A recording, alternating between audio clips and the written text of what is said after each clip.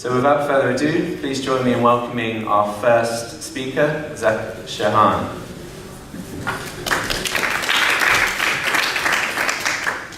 Thank you very much, Ben. It's a pleasure to be here. I've been covering the solar industry and solar for years, so it's funny to give my first big presentation about EVs at a solar conference. But there's a lot of similarity and a lot of difference between the markets, and I think it's important to recognize what the EV market is like today in reference to the solar market maybe 10 years ago, and then also again why it's different and why it will transform differently than the solar market. Just get my stopwatch going here so I don't get lost. The electric vehicle market up till now has been a slow-moving transition. Underneath it has been dramatic technological innovation and trends. So the EV battery market, the EV battery price and market has been improving dramatically, but sort of under the surface of the waves, under the surface of the ocean. Because with many disruptive, transformative technologies, there's dramatic improvement for decades or for years before an inflection point. So we get used to this sort of slow market growth while this technology is improving. So I think a lot of people take for granted how much the technology has improved because of the market today being approximately 1% of new cars, and because of the cars that have been on the market for a few years now, for several years. So when we think of EVs, people often think they have lower range than you need, or they're too expensive for the class they're in, and probably don't notice almost at all that the range has been improving at a significant pace, the price has been coming down at a significant pace, and once we get to a certain inflection point, that all counts. That all means something. So up till now we can say it doesn't count, it's only 1% of the market. This is a criticism you see over and over. So right now, up till this year, we didn't really have long-range affordable electric cars. We had cars with medium range, we had expensive cars like Tesla with long range, but we're now hitting this phase of long-range affordable electric cars. And this is the inflection point, more or less. This is the point where anyone who's been forecasting based on the past is going to be massively disrupted, massively proven incorrect. And if you're following the industry closely, you've been seeing that trend arriving. But if you're not following the industry, which almost nobody is, I don't think you have an appreciation for how ready this market is to explode. So these are cars that have been announced with longer range and affordable prices. The Renault Zoe was actually the first in the European market, with about 150 miles real world range last year and an affordable price tag. And then the Chevy Bolt or Opel Ampera E arrived at the end of last year in the US. And then of course this year Tesla has started producing the Model 3. And for anyone in the room who's not familiar, the Model 3 had over 100,000 reservations before it was shown. Nobody had seen the car. We knew the range was going to be over 200 miles, we knew the price was going to be $35,000, and we knew it was going to be a Tesla. And 115,000 people put down a $1,000 reservation. Within a few weeks, that had risen up to a few hundred thousand, and now with net cancellations, the last we've heard a couple months ago, Tesla has 455,000 reservations, 500,000 reservations for a $35,000 car. There's nothing like this in the history of the world. There's nothing like this in the history of any market, that this many people have put down $1,000 for a product that they're committing to pay $35,000 to $50,000 to buy. This is a dramatic sign that the market is here, and it's still under the surface because the car is being produced in very limited numbers right now. But if you haven't recognized it by now, you have to understand that the wave is rising, and we're going to see it bust out.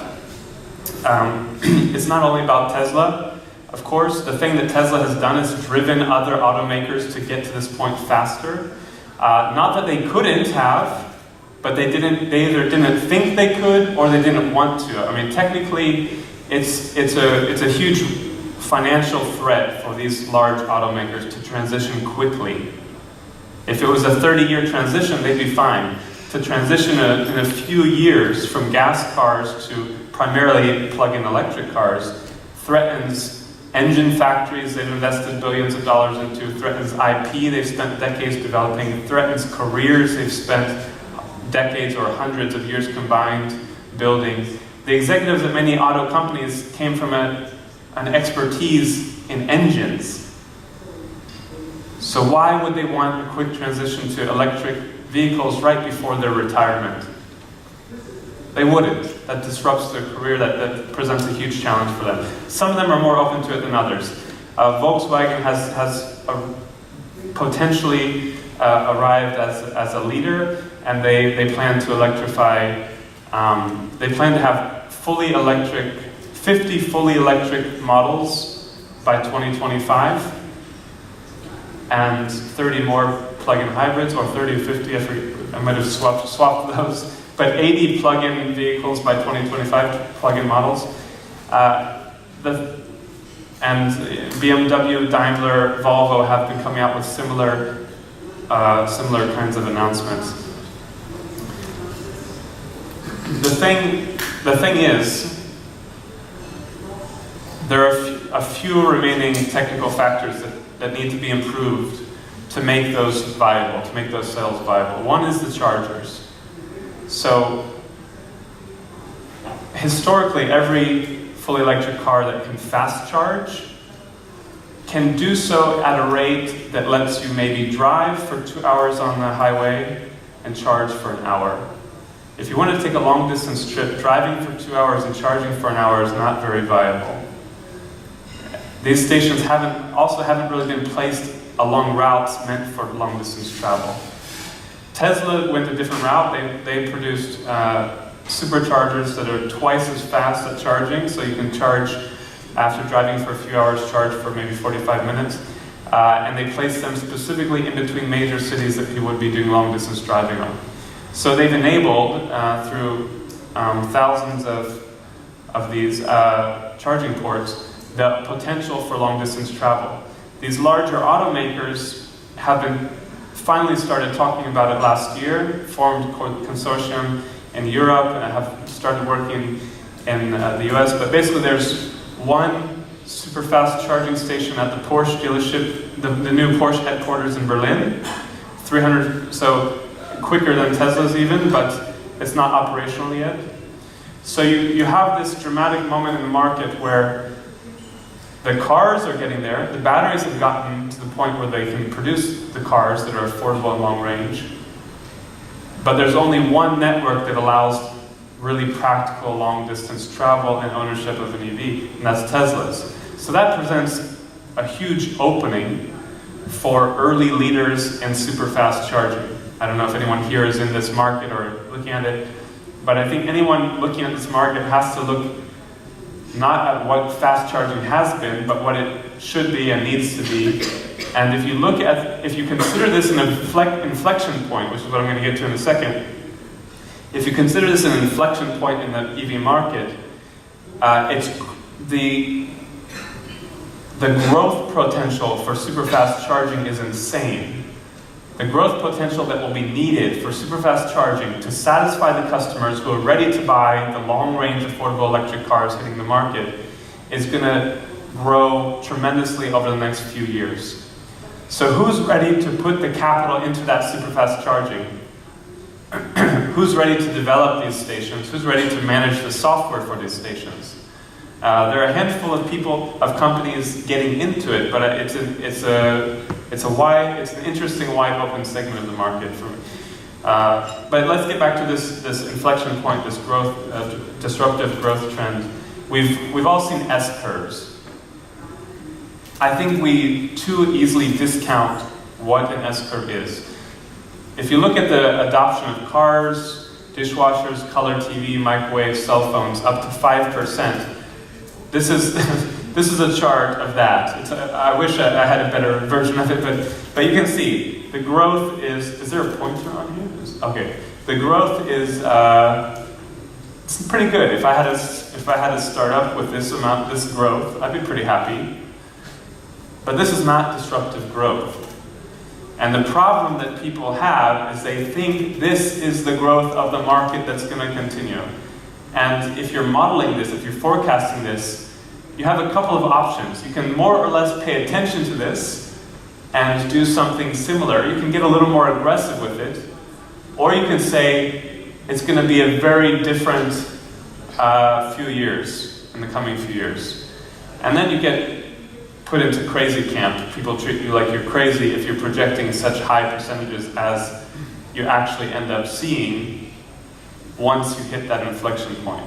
So this is a famous chart of technology adoption for different popular technologies. And I tried to pull out where you see this growth up to maybe a few percent and how that changes when you hit an important inflection point. When perhaps 500,000 people order a car that they don't know when will be produced and they've hardly know anything about. I mean, if you don't see that as an inflection point in this market, you're missing the story, you're missing the market, and you're missing tremendous market opportunity if you're in that kind of career. So I think it's important, and one of the things I think people ignore a lot is emerging markets. So people focus on the Netherlands, on Norway, on China, on the UK, on markets where EVs are growing.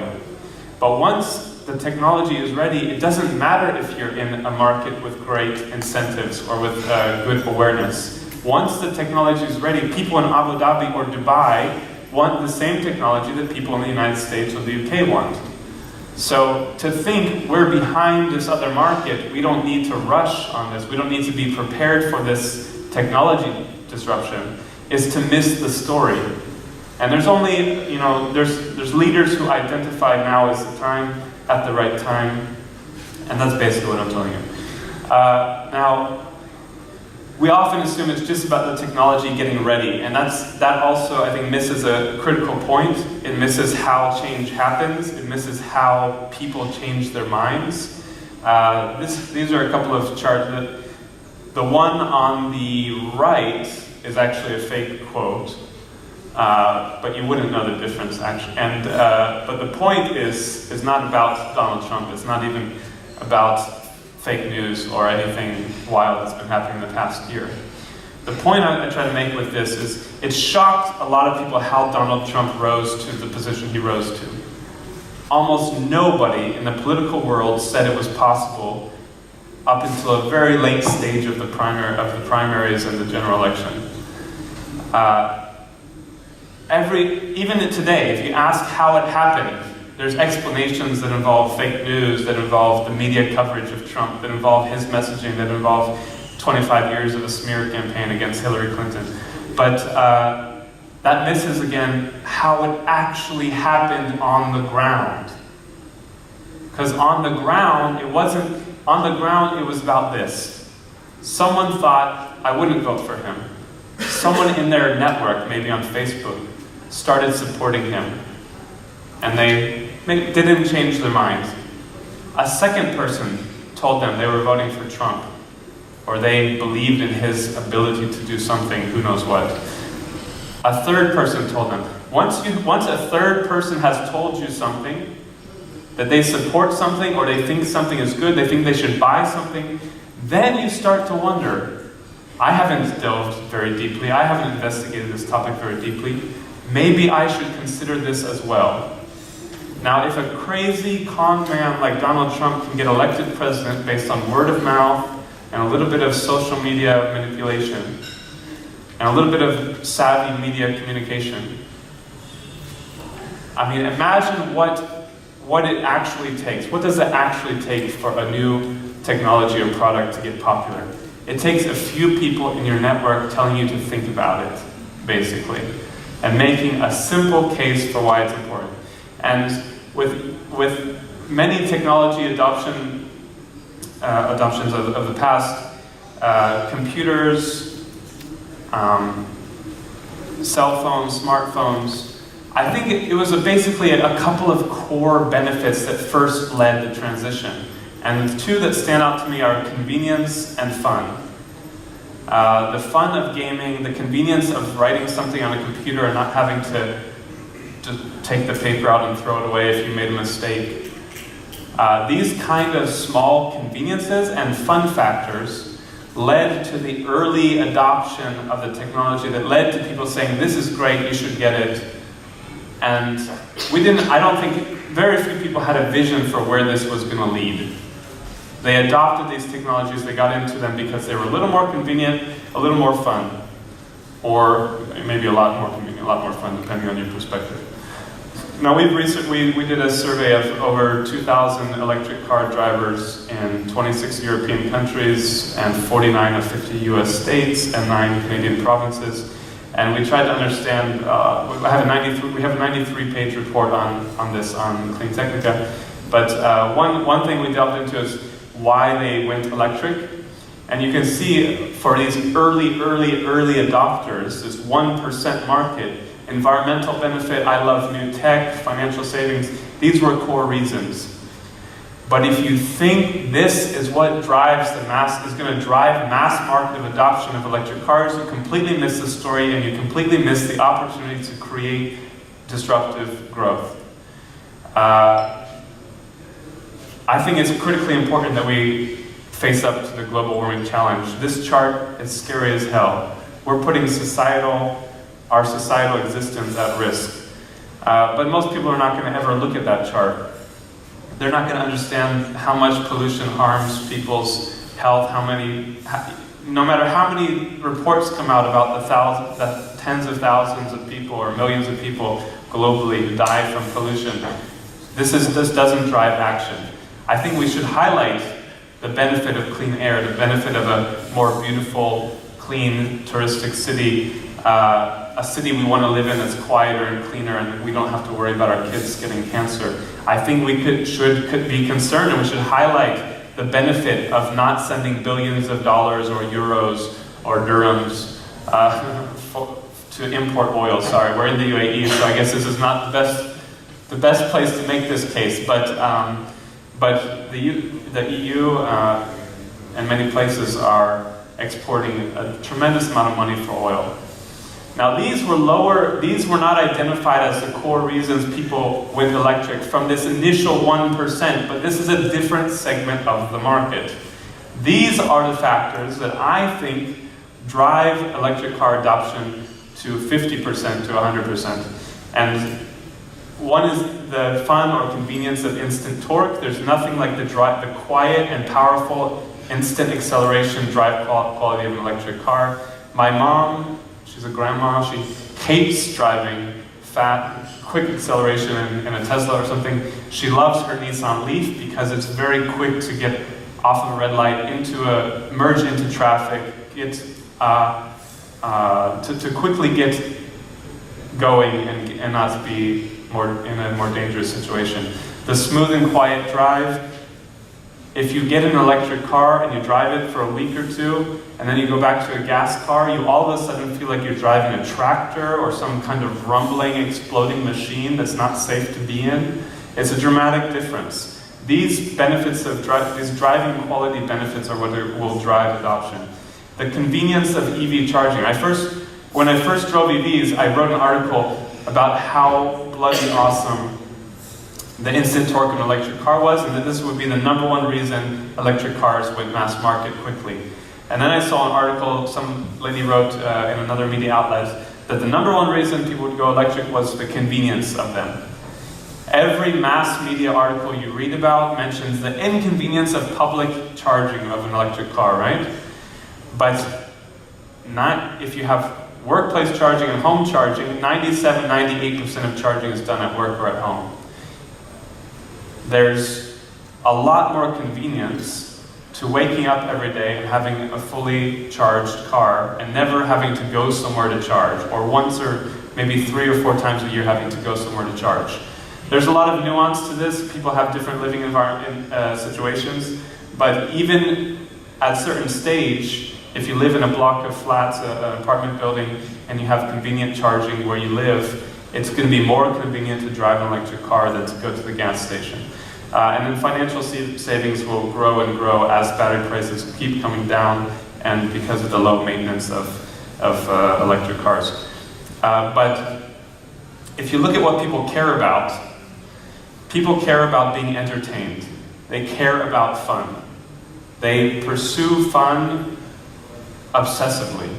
They care about themselves, of course. If Mona Lisa had an iPhone, she'd take a selfie probably. They care a little bit about climate change, global warming, the environment, helping people. They care about, more than anything, entertaining themselves and making money for themselves. And these are the factors that electric cars are better with, and these are the reasons electric cars are disruptive technology, not because of the air quality and climate benefits. Yeah, so these are more benefits people recognize after they get an electric car, the fun of driving an electric car. People smile, people laugh, people enjoy themselves a great deal. The convenience of home charging, then you can go home, lay on your couch, have an orange juice. This is what you do when you're charging your electric car. Can you see how convenient that is? That's really nice, yeah? This is exactly what I do every time I plug in my Tesla. But it's these factors that drive, and then the dropping cost of batteries. There was the price of batteries dropped 40% a couple of years ago in the course of a year or two, a couple of years. That's right after that. A major oil organization expected a 40% drop in battery prices by 2040. I was interviewing Michael Liebrich, the founder of Bloomberg New Energy Finance, right after that, and he highlighted it's completely insane that they would project that the same drop in battery prices we saw in 2 years is going to happen over the course of this long of a period. And you see in forecast after forecast, very moderate assumptions for the drop in cost of EV batteries. And that's just not how it's going to be. Even with solar, as we've gotten more and more mature and the price of solar has dropped dramatically, it keeps dropping because technology improves as you scale up. You get experience curves that make a big difference. We'll skip past this, but basically we're hitting the point where EV batteries are becoming, making electric cars cost competitive with gas cars. And then you get into autonomous vehicles, a whole other thing we won't go into right now. This is Sheikh Yamani, former Saudi oil minister. The Stone Age came to an end not for lack of stones, and the oil age will come to an end not for lack of oil.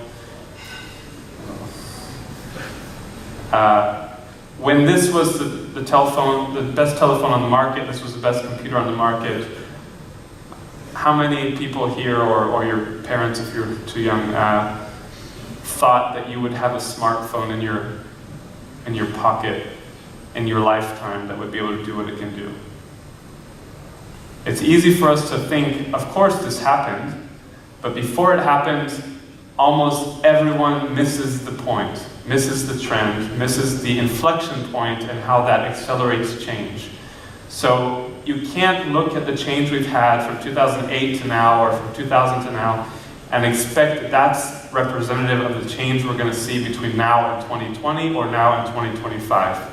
Because electric cars are hitting an inflection point where they're going to shock most people who think that they're far off into the future. And of course, they will be powered by solar energy, and we can drive on sunlight, drive on sunshine, one of my favorite phrases.